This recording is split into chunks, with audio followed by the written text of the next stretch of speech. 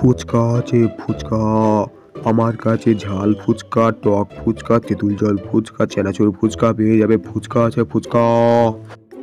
আরে পটলু, শুনেছিস আমাদের বাঘ মামা তো বাজারে একটা ফুচকার দোকান দিয়েছে, আর ওর বক্সে এত বড় বড় ফুচকা। আমার তো লোভ লাগছে, চ কি আজকে খেয়ে আসি।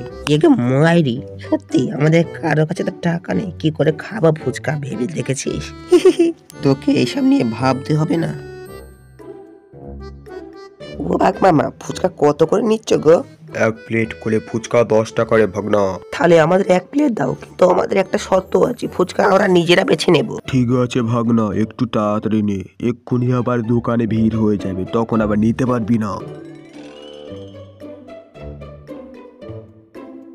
এ ভাগনা, আমার টাকা না দিয়ে কোথায় যাচ্ছিস? ভাঙা ফুচকা দিয়ে আবার কিসের টাকা? আমরা ফুচকা দেখেছি সব ভাঙা। হায় হায় হায়, আমার সব ফুচকা খেয়ে নিল। এইবার থেকে আমি আগে টাকা নেব, তারপর লোকেকে ফুচকা দেব। শোন বাবা, আজকে তুই দোকানটা সামলা। আজকে আমার শরীরটা খুব খারাপ।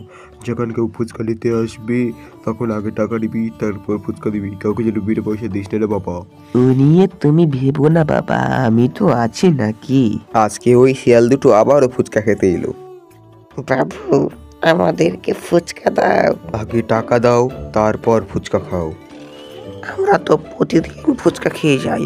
তোমার বাবাকে গিয়ে বলো মাছি এসে ফুচকা খেয়ে গেছে, তোমার বাবা কিচ্ছু বলবে না। বাবা, মাছি এসে সমস্ত ফুচকা খেয়ে নিচ্ছে। কি, মাছি এসে ফুচকা খেয়ে নিচ্ছে? এই কথাটা আবার বলতে এলি? বলো, জানিস না ওদের টাকা লাগে না, ওরা আমার দোকান থেকে সব সময় ফুচকা খেয়ে যায়।